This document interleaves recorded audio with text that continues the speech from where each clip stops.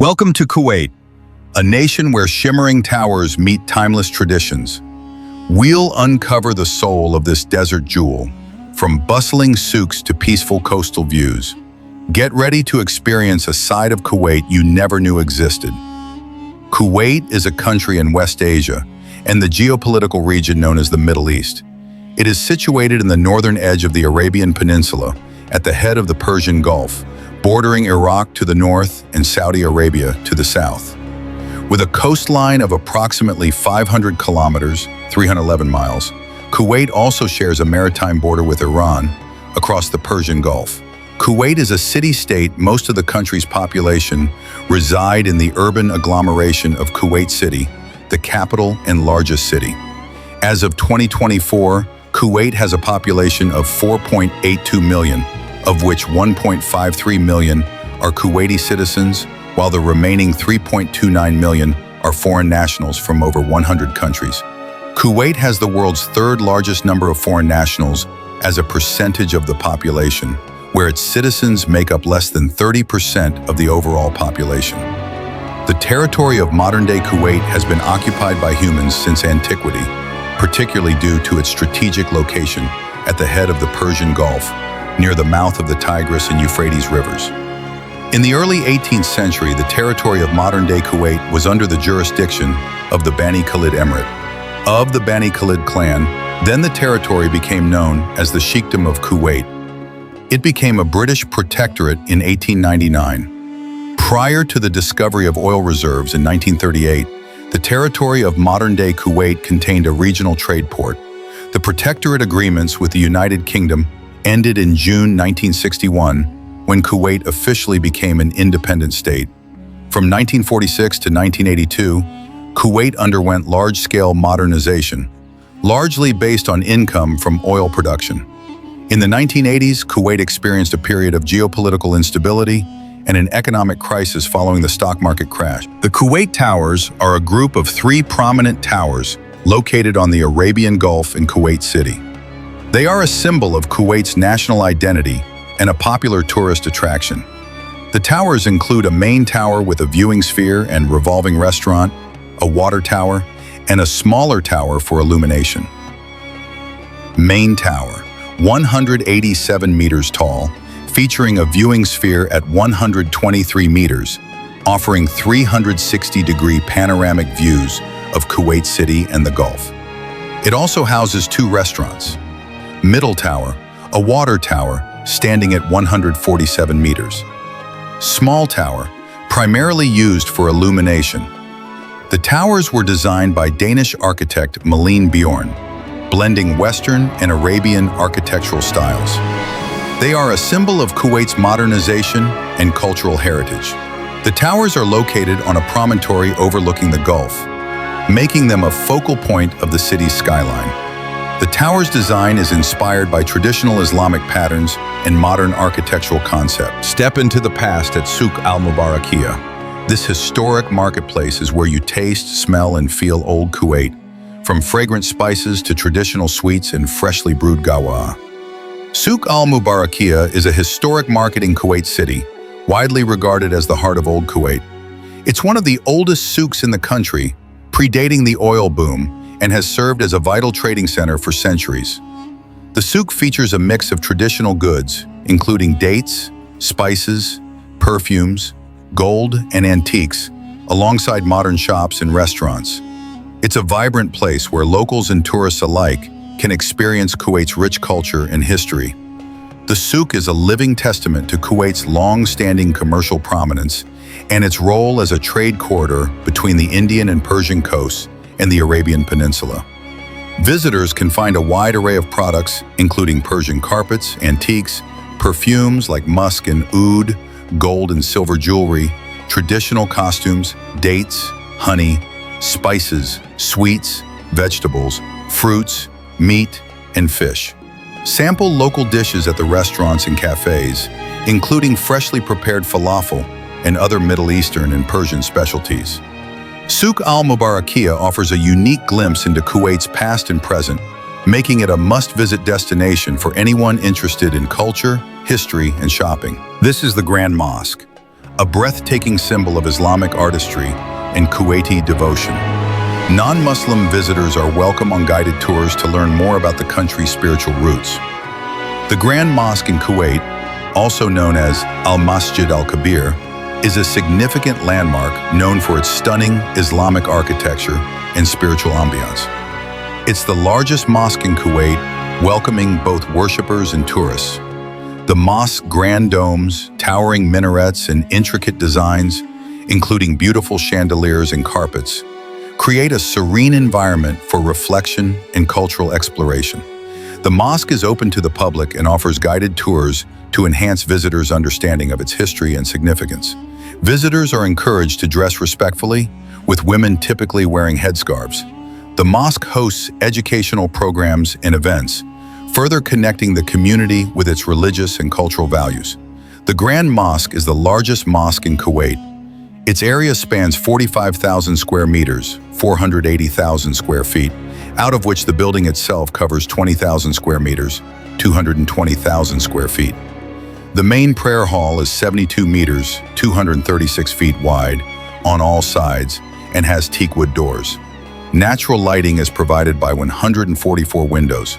The dome of the mosque is 26 meters, 85 feet in diameter, and 43 meters, 141 feet high, and is decorated with the Asma al-Husna, the 99 names of God.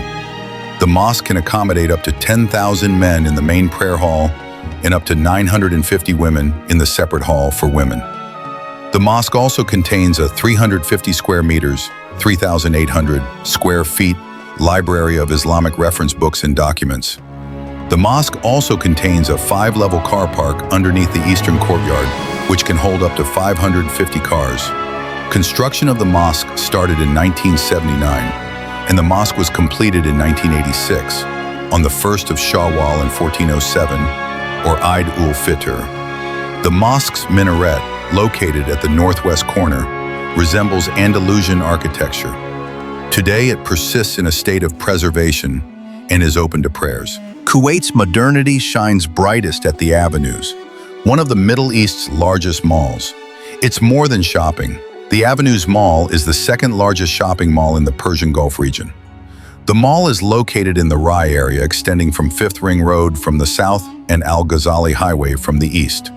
It opened in April 2007 under the patronage of the Emir of Kuwait, Sheikh Sabah Al-Ahmed Al-Sabah. It was the winner of the ICSC Gold Award under the Expansion and Design category in the Middle East and North Africa. With a total area of 1,200,000 square meters, it is considered to be one of the largest shopping malls in the world. It features 1,400 stores and parking for 17,000 cars. It's where Kuwaiti youth gather, dine, and connect. The mall's construction had 4 distinct phases. Phase 1 completed in December 2009, Phase 2A in May 2008, Phase 2B in August 2009, Phase 3 in November 2013, and Phase 4 in March 2018. Across a span of 12 years, the Avenues has spent a total of $3,061,500,000 US in building and construction.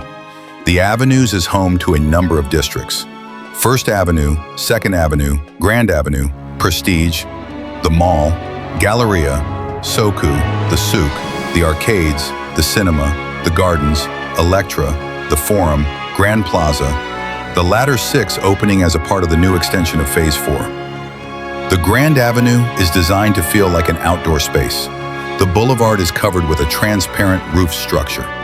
This district was a part of the expansion of Phase 3, opening to the public with major designer brands: Gucci, Dior, Louis Vuitton, Fendi, and the Prestige District.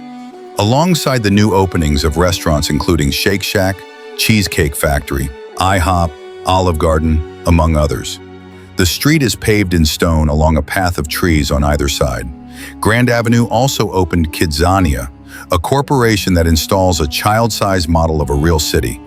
The franchise opened in Kuwait in June 2013. The Tareq Rajab Museum is located in Kuwait and houses an extensive collection of artifacts accumulated over a 50-year period, commencing in the 1950s. The museum is housed at 2 separate locations in Jabriya, Kuwait. The Tareq Rajab Museum, which was founded in 1980, and the Tareq Rajab Museum of Islamic Calligraphy in 2007. The Tareq Rajab Museum includes collections of manuscripts and miniatures, ceramics, metalwork, glass, arms and armor, as well as textiles, costumes, and jewelry. The museum's ceramics collection is very large and comprehensive, and includes objects from pre-Islamic times up to the early 20th century and from across the breadth of the Islamic world.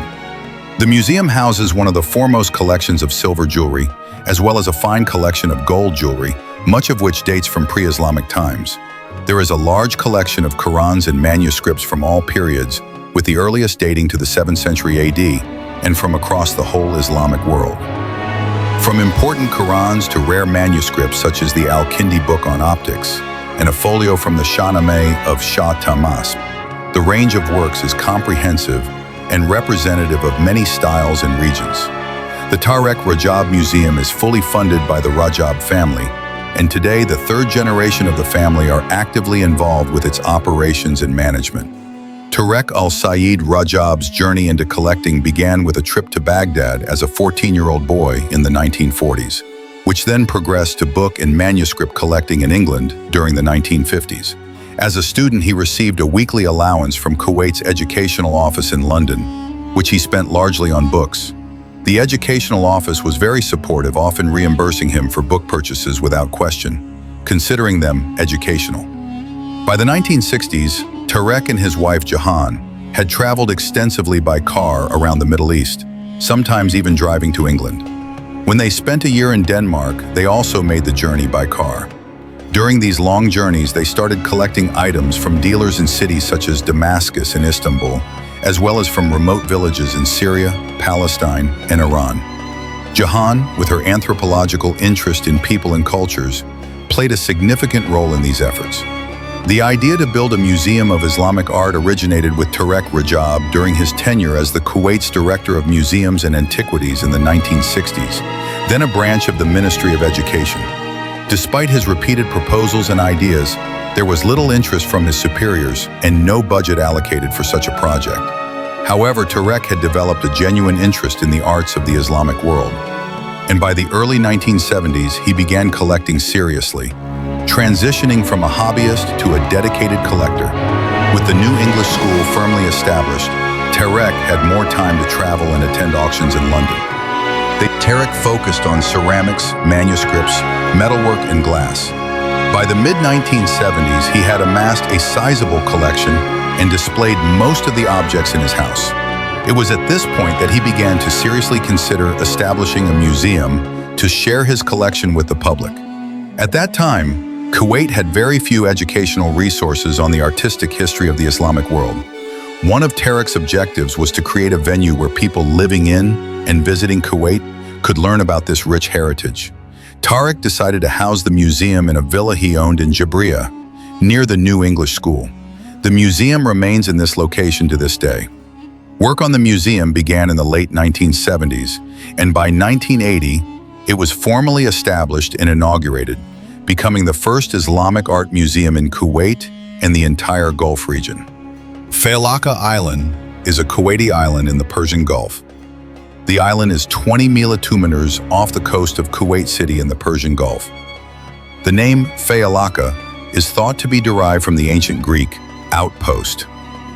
Failaka Island is located 50 kilometers southeast of the spot where the Tigris and Euphrates rivers empty into the Persian Gulf.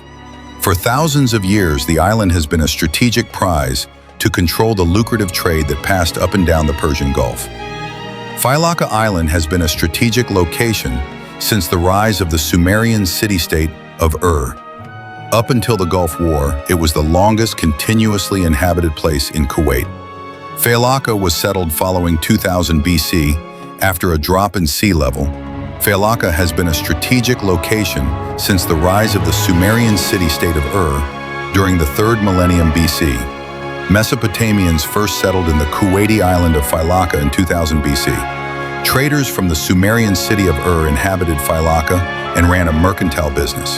The island had many Mesopotamian-style buildings typical of those found in Iraq, dating from around 2000 BC. During the Dilmun era, from circa 3000 BC, Failaka was known as Agarim, the land of Enzak, a great god in the Dilmun civilization, according to Sumerian cuneiform texts found on the island. Marina Crescent in Kuwait is a waterfront promenade in Salmiya, known for its restaurants, cafes, and scenic views of the Arabian Gulf. It's part of a broader development in Salmiya, including Marina Mall, that emerged as a lifestyle and entertainment hub in the late 20th and early 21st centuries, diversifying Kuwait's economy beyond oil. The area attracts both locals and tourists seeking dining, leisure, and waterfront views. Marina Mall and Marina Crescent were established as part of this initiative, transforming Salmiya into a lifestyle and entertainment hub. Marina Crescent is closely linked to the growth and development of Salmiya as a tourist destination, contributing to the area's reputation for modern amenities and entertainment. Kuwait aimed to position itself as a tourist destination, and Marina Crescent played a role in this effort by offering a mix of upscale dining, shopping, and recreational activities along the waterfront. If you're looking for a unique Middle Eastern journey, safe, rich in culture, and full of surprises, Kuwait is calling. Until next time, ma salama.